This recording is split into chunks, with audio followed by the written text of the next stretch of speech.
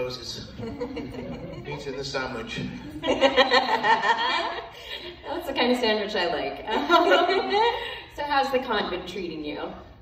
You know, this sucks, this convention. I mean, don't tell anyone, but because nobody's listening. But no, it's been great. It's been really good, really good. You're all insane for leaving your homes in this weather, but God bless you for doing it. I say this a lot, but it's always meant that we are all extraordinarily lucky to have such a loyal and knowledgeable and devoted fan base supporting us. It's quite extraordinary. And I say I have this strange life where from time to time I get in the car or I get on a plane and I go to a hotel somewhere in America and sit down behind a table and all these people in black cotton appear out of nowhere and give me money. You know? We are the black cotton folks. We are the black cotton folks.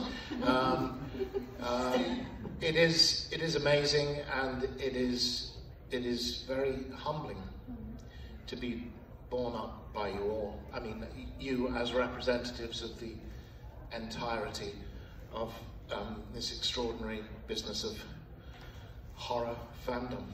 Long may it continue. The horror family is the best, right? Sweet community. It is, you know. I do Comic Cons, and they're different. They are different. They're all nodding. They all know. Science fiction fans are weird. And not, I mean, you're all weird, but you're weird in very wonderful ways.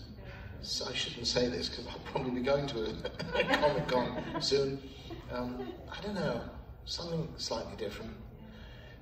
I think it changed for me the occasion I saw a book at a Comic Con for sale, which was the Starship Enterprise owner's manual.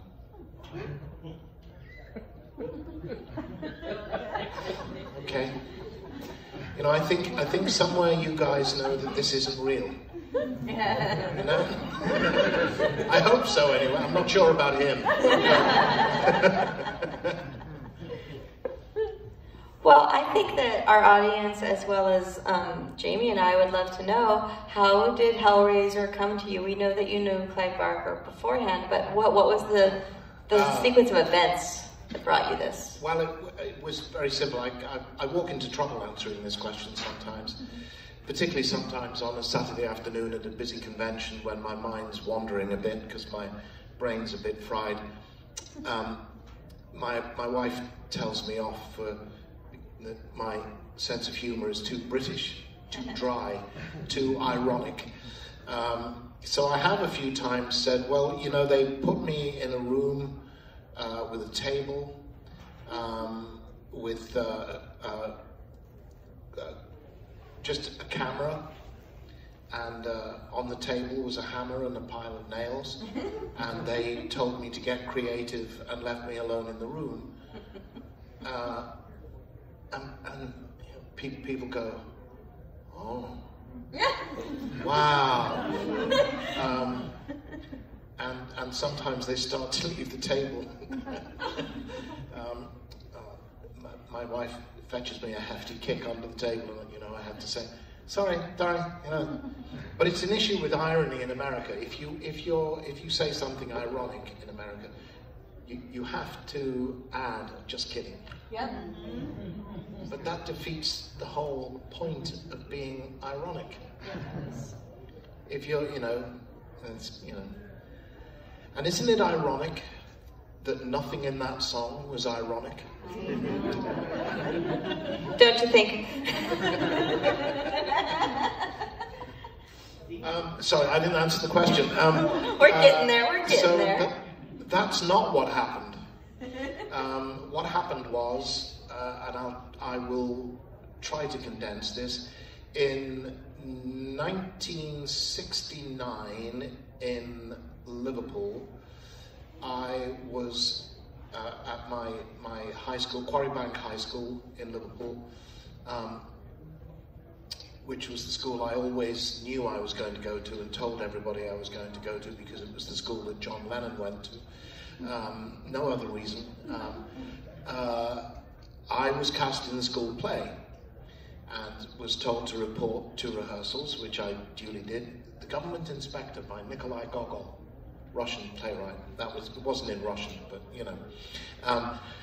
And there, of course, I met the rest of the cast members, which included a fellow by the name of Clive Barker.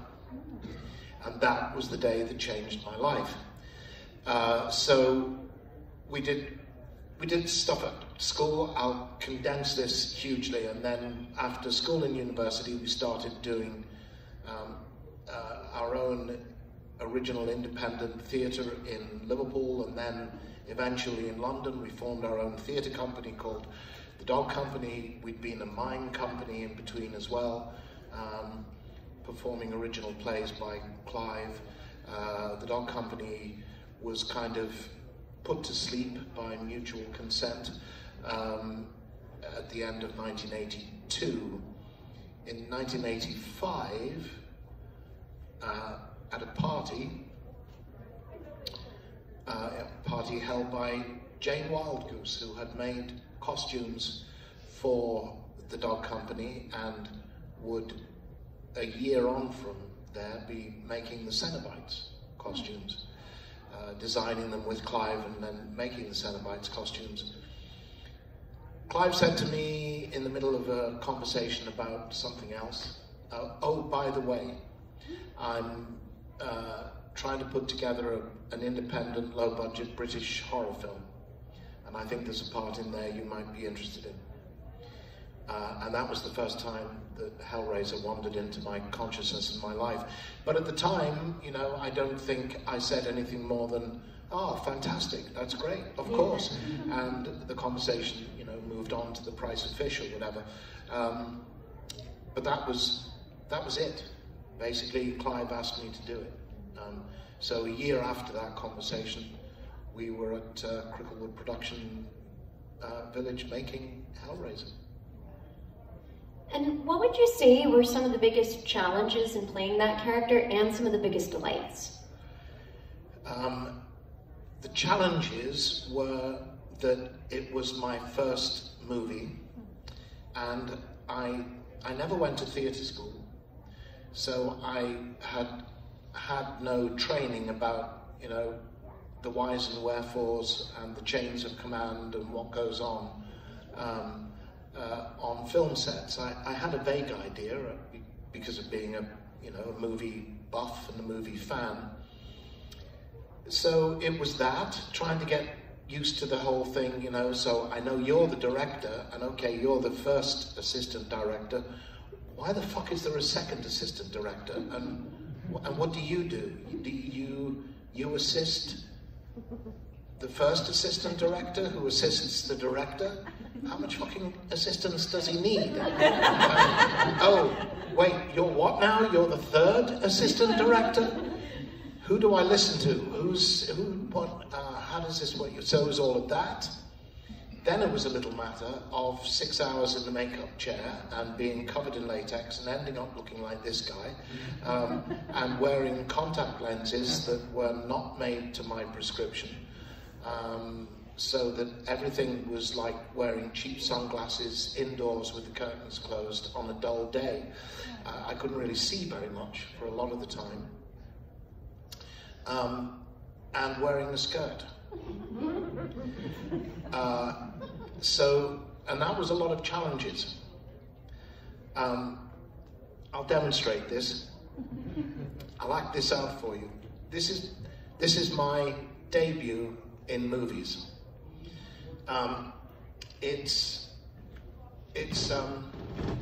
We want the man who did this, right? Remember that in Hellraiser? We want the man who did this.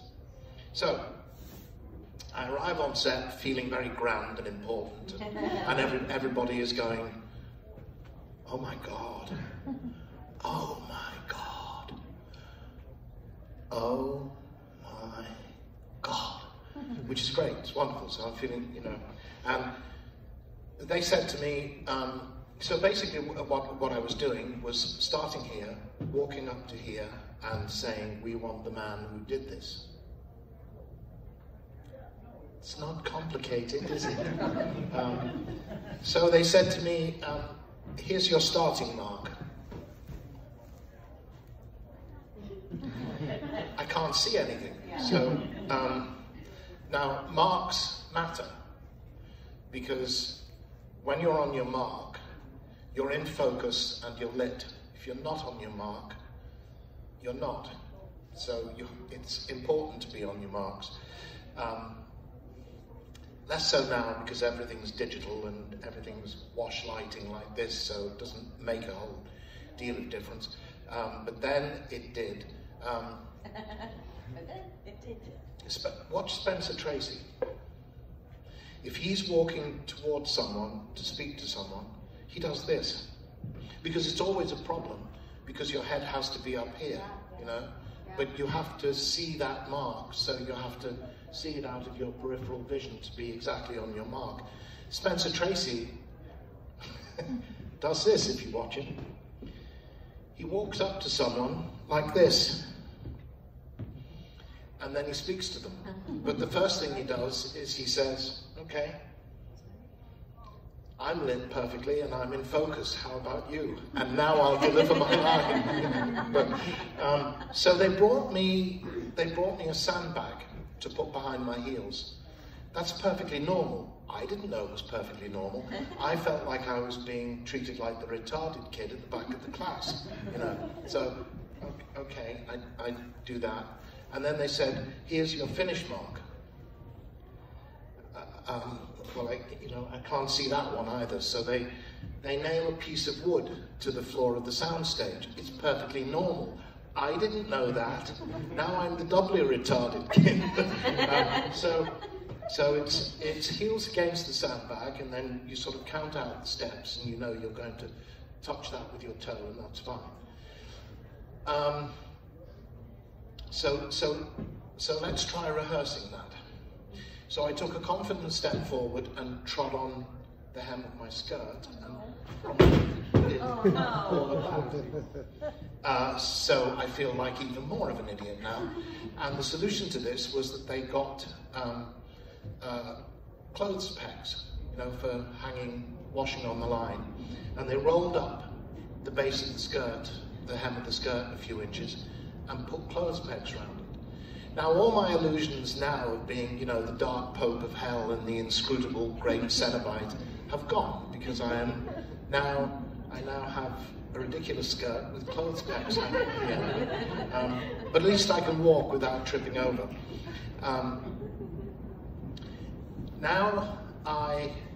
Then there's a simple thing which you run into all the time, which is that if I lift my hand too far, I'm blocking my face.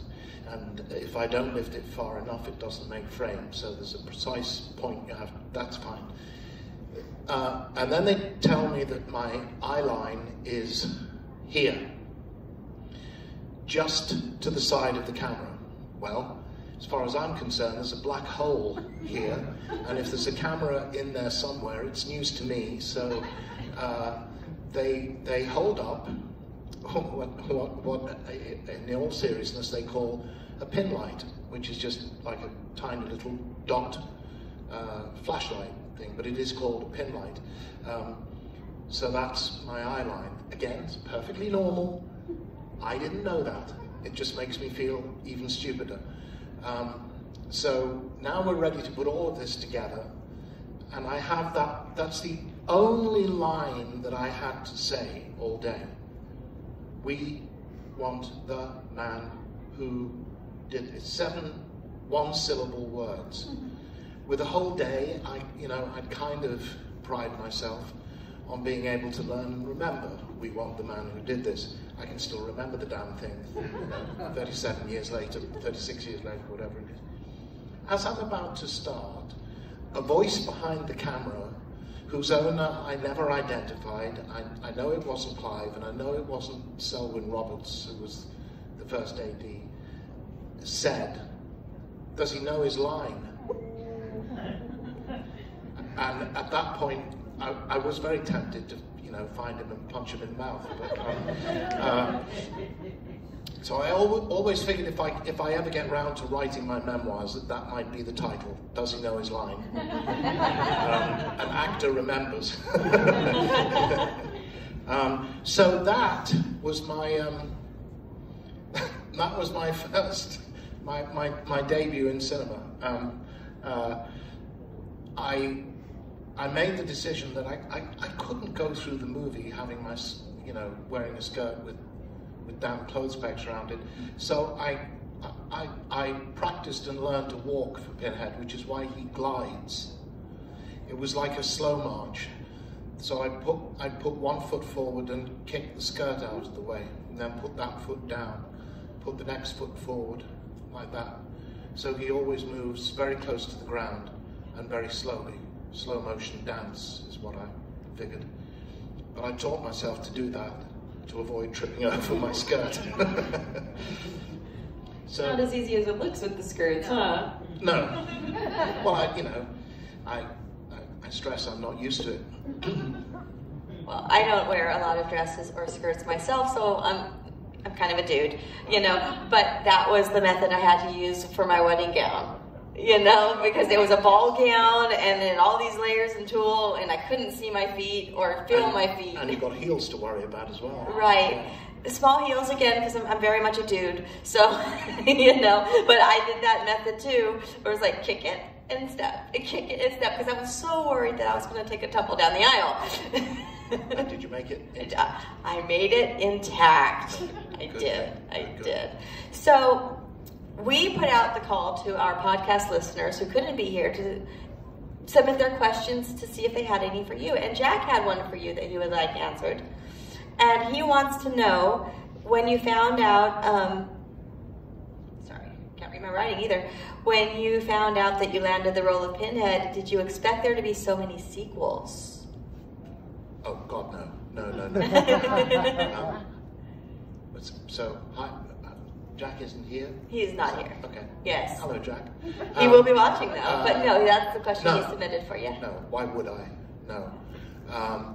I thought we were doing something interesting. I thought we were doing something good. I thought we were doing something slightly against the grain. I thought we'd make a bit of a splash, and then we'd fade into the background, and then that would probably be it. But there was talk, serious talk, that filtered its way down to us troops in the trenches that New World had already said they wanted a sequel. You hear that kind of talk, you tend to dismiss it, or you try to dismiss it. You should dismiss it and just, get on with your work. But even then, if the idea that I would have been making 8 movies would never have crossed my mind. It was not anything I was thinking about or expecting. And what's most exciting to you about the horror genre?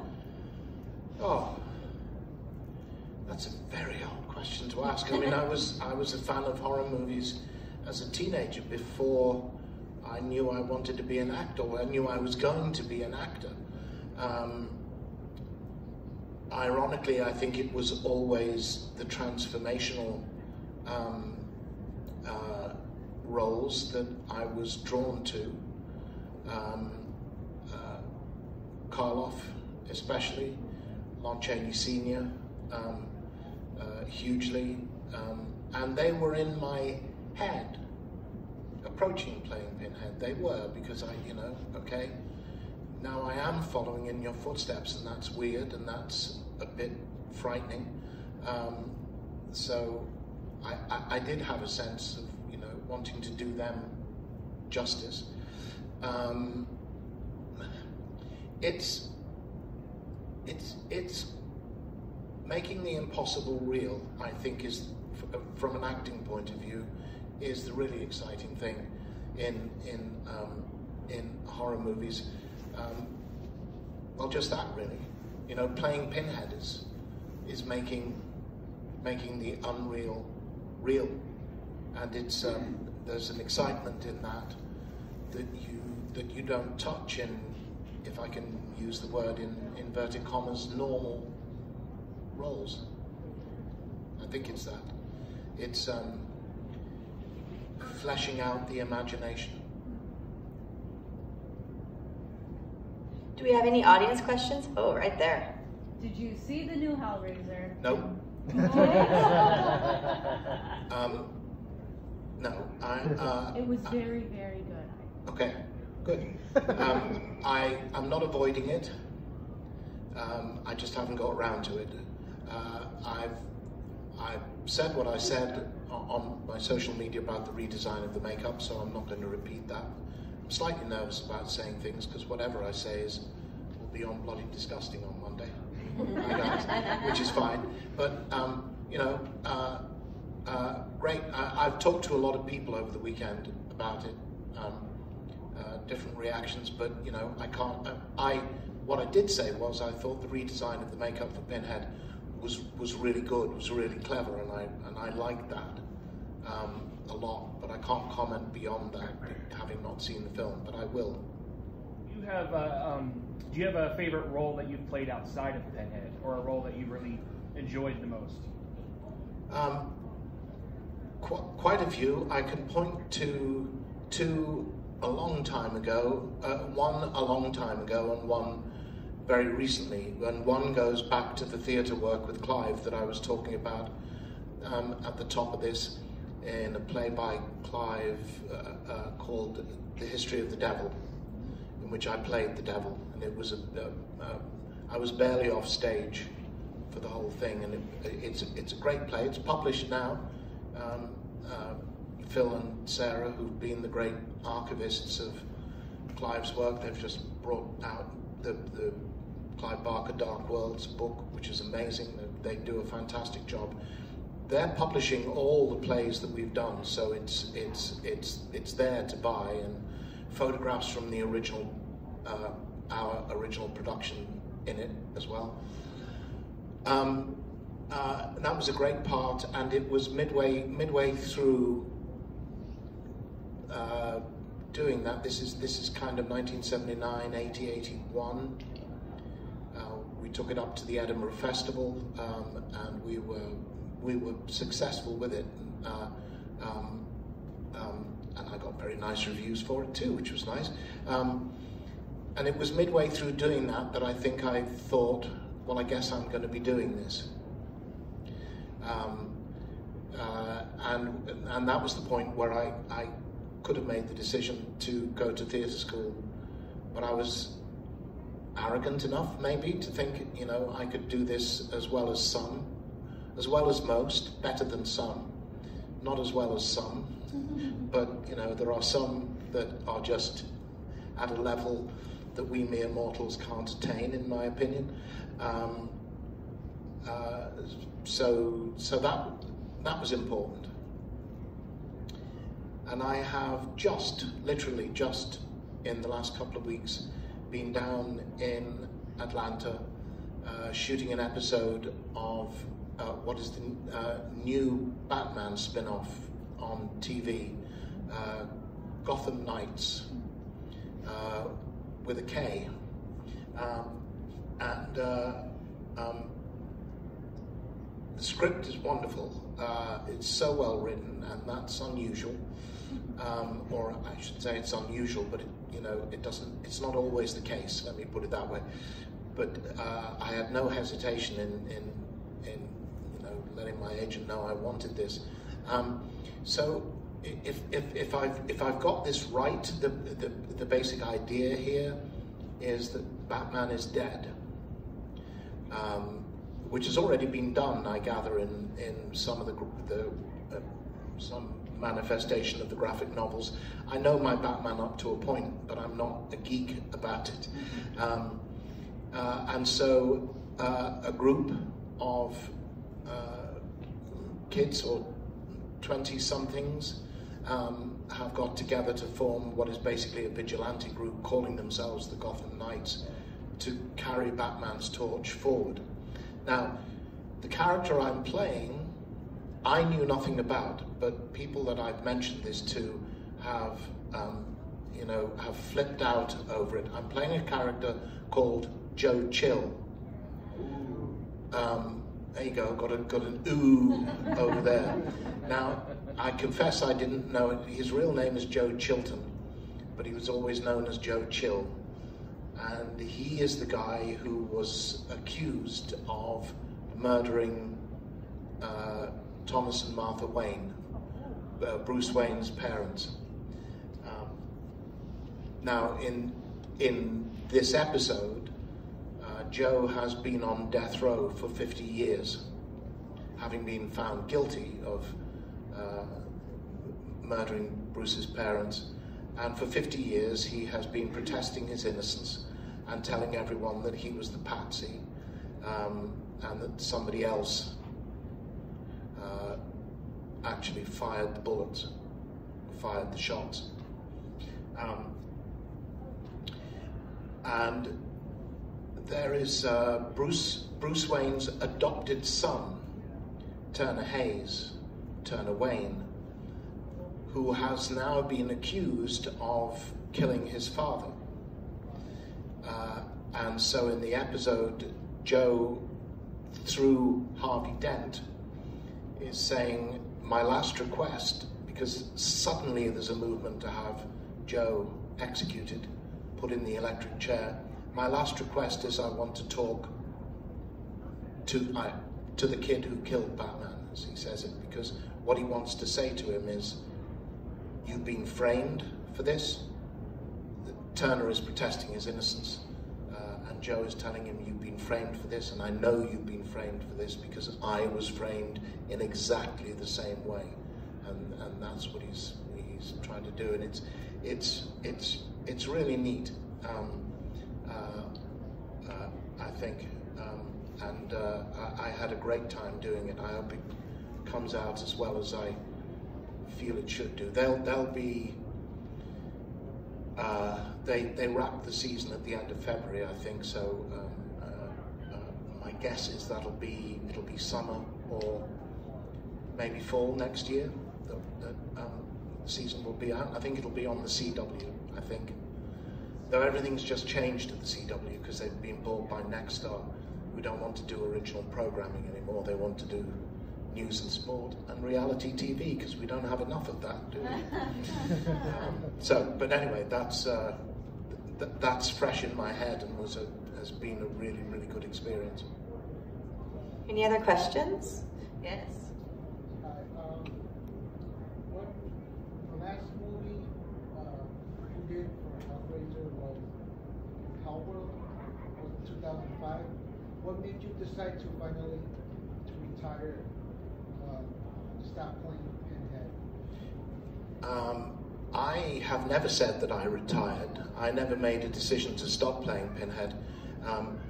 We filmed Deader and Hellworld back to back in 2002.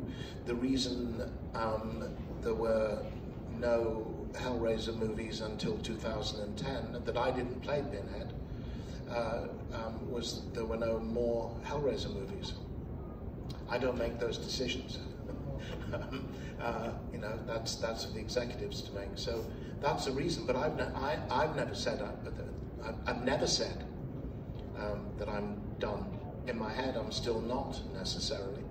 Though, you know, I'm 68. I have to be realistic about it. But you know, so it wasn't a decision by me that I didn't want to do it anymore.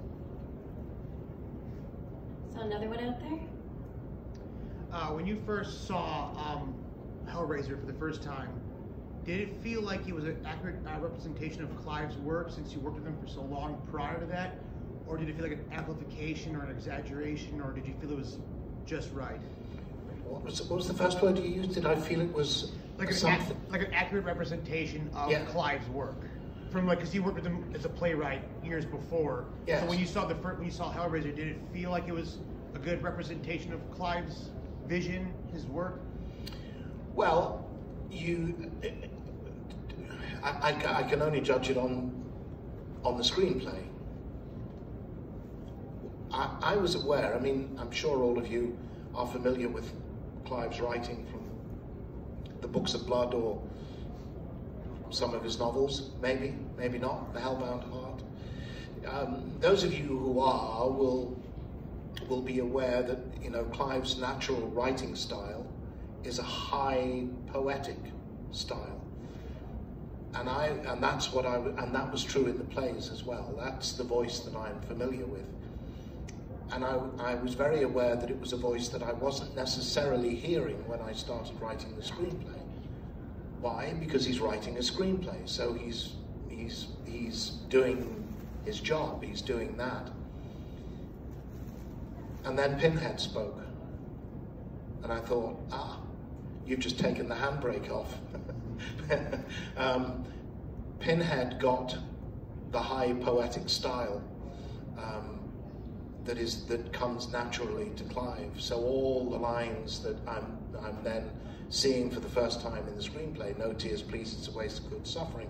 Your suffering will be legendary even in hell, and, you know, so forth. I'll tear your soul apart. I'm hearing Clive's voice in my ear. That's the authentic voice of Clive to me. And the contrast between the kind of movie-ese, if I can use that phrase, that the other characters are talking in, and then the leap to the poetry of Pinhead was even more marked because of the contrast.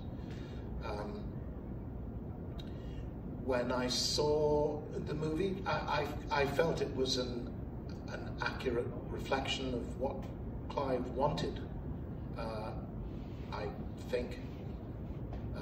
I don't think I had any doubts about that. It was slightly complicated because, as I've said, New World had said partway through filming Hellraiser that they wanted a sequel. They also said, didn't know this at the time, but they said, we want a sequel and we want it to start immediately after Hellraiser ends, and we want it to take place in America.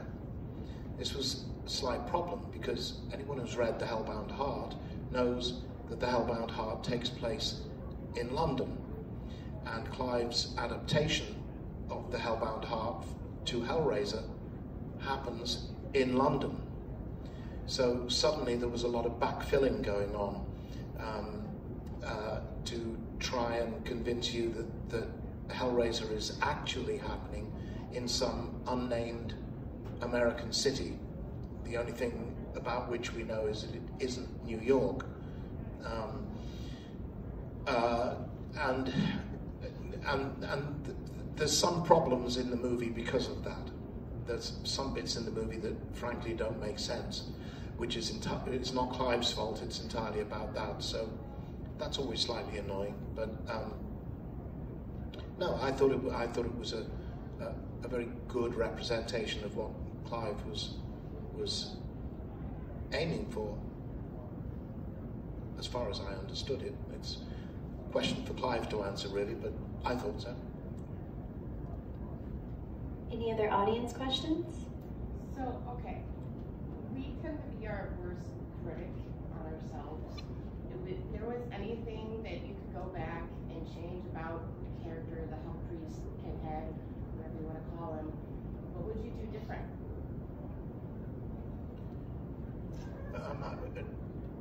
Generally speaking, nothing. There are moments that I look at and I say, what the fuck are you doing? Why?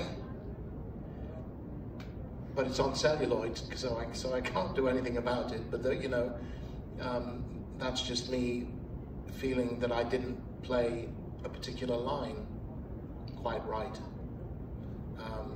or I could have done it better. You can always do it better, except you only have a limited number of goes at it, you know. And then the director picks the take he or she likes, which isn't always the one you like. But by and large, no. And those moments are often moments when I got too loose. I've said before that on the first day I got one note from Clive. He was wildly excited because he's seen his Cenobites walk on set for the first time. He's looked through the lens and seen Pinhead in frame for the first time, and he's getting very excited. And when Clive gets excited, everybody gets excited, because his excitement and his enthusiasm is infectious. I got one note from him. This is fantastic. You have no idea. You have no idea how good this looks. Do less. I said, okay, all right. Think about taking it down a notch, and he'd come running back from behind the camera. It's wonderful, it's wonderful. I can't tell you, so just do less. Okay. Take it down a bit, and here he comes again. It's amazing, it's fantastic. Just do less. And it's difficult because you start to feel as though you're just standing still speaking words, almost completely flatly. And that's exactly what he was asking me to do. What he was saying was, you don't need to sell anything here. When that face is 20 feet large on a cinema screen,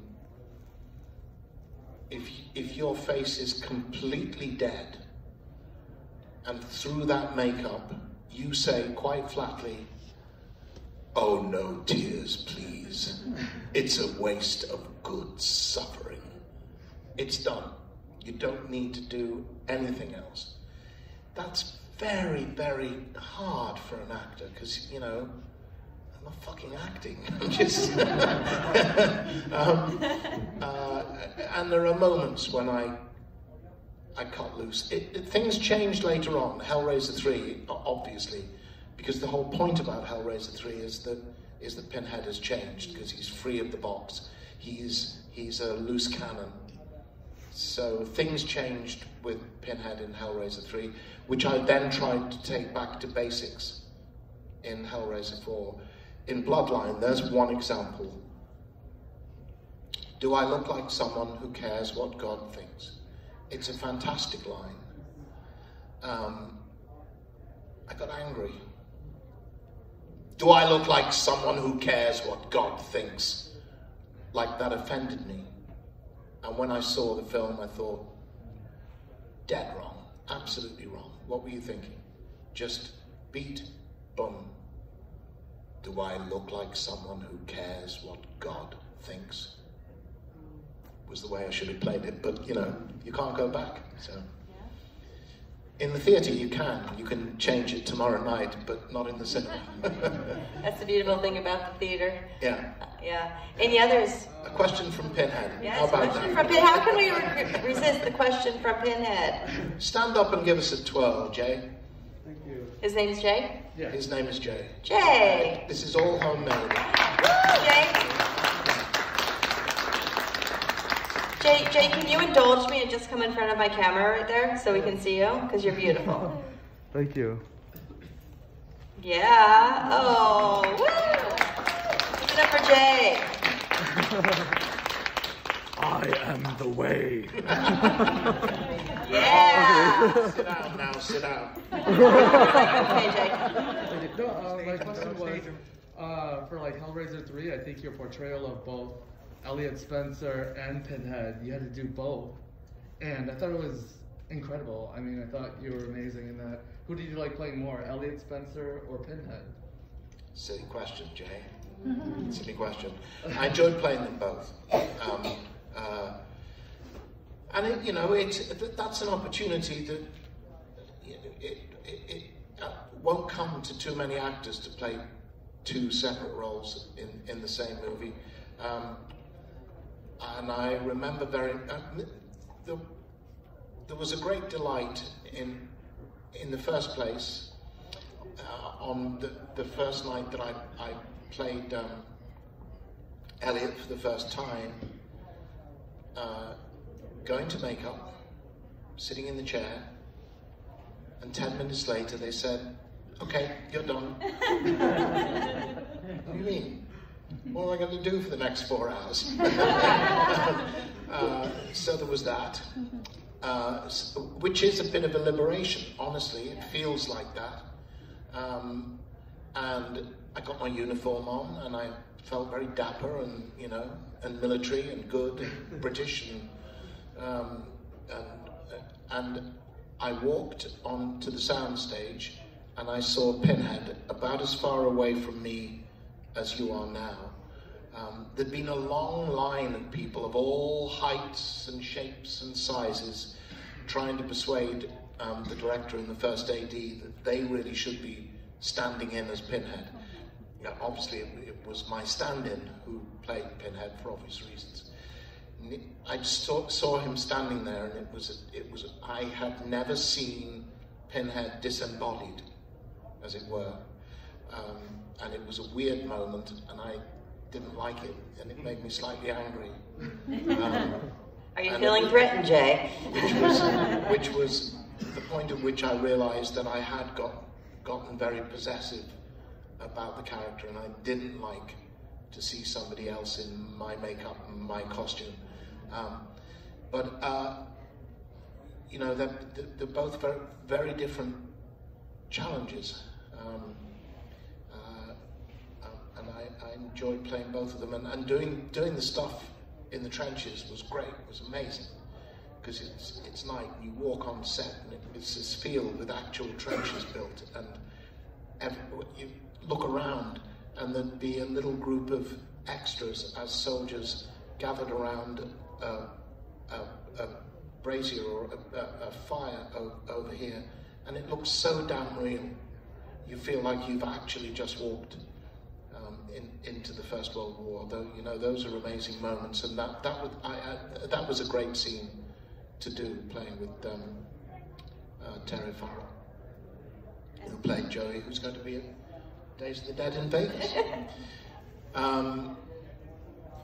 So yeah, but ultimately, there's only one fella. And the other one that I missed. Was there always knowing when you were filming that they were going to pitch your voice in post? We'll go back to We Want the Man Who Did This. I realized suddenly that I'd never had a conversation about the voice with Clive. So I'm suddenly panicking in my head, and I'm someone, I may not give this impression always, but I am full of insecurities. And I didn't know whether they wanted it British, American, were they even interested in me, or were they going to get a professional voice artist to redo it, which would have been a way to go about the Cenobites. I've said before, I was paid union minimum rates to play the role. If I'd been paid any less, I think I would officially have been an extra. And that would have been a way to do it, would be to get extras in the costumes, particularly in the non-speaking roles, Chatterer and Butterball. It was Clive's call to put actors in the Cenobite costumes to inhabit the characters and make the characters work. But you could certainly have put an extra in the Pinhead makeup and costume and just got him to say his lines and then dubbed it over. In The Hellbound Heart, the unnamed Cenobite who is Pinhead is described by Clive as having a light and breathy voice, like that of an excited girl. And I tried that at home, it didn't work. It was part of the shock of seeing Silence of the Lambs for me, that Hannibal voice, which is so perfect, is wrong. It's dead wrong. That's Hopkins' genius, that he makes it work. But that voice, that light, breathy voice, which is almost all running on one monotone like that. I'm offering you a psychological profile of Buffalo Bill based on the case evidence. I'll help you catch him, Clarice. It's wrong. It's brilliantly wrong. It's so wrong, it's genius, and you can't change one moment of it. And I thought, wow, I could have done it, but I'm not Anthony Hopkins. I couldn't have made it work like that. I just went with the voice I heard in my head when I was reading the screenplay, which was that. I didn't know what was going to happen next, which was that when we shot the movie, they called me and said, would I go into Delaney Studios in Soho in London, where I re-recorded all my lines, so they had them clean to do whatever they did with it. I don't know. It always sounded to me as though they'd slowed it very slightly, maybe multi-tracked it, or double-tracked it, and pitched it down. However, the slowing down would pitch it down, because there wasn't so much digital stuff that you could do then as now, you know. So I can't tell you exactly what it was they did, and here's the secret. Nor did they.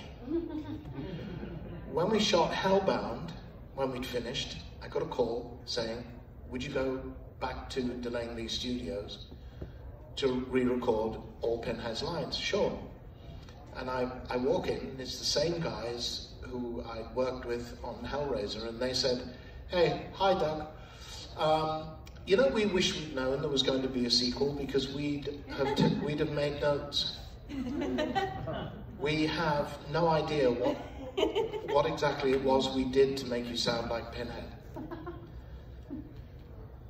My first thought was, why the fuck didn't you make notes? Isn't that your job? I didn't say that, but that was my first thought. So they made it up again to make it sound like I sounded in Hellraiser. Now, jump forward a few years. We've shot Hellraiser 3, which was shot in North Carolina, the first Hellraiser movie to be shot in this country, which was a watershed moment for me as well, the first time I worked in the United States, which was hugely exciting to me. And we did reshoots in Los Angeles, and post-production was being done in LA, and I was asked while I was in LA to do the reshoots, would I go to do the same thing again, and re-record my lines.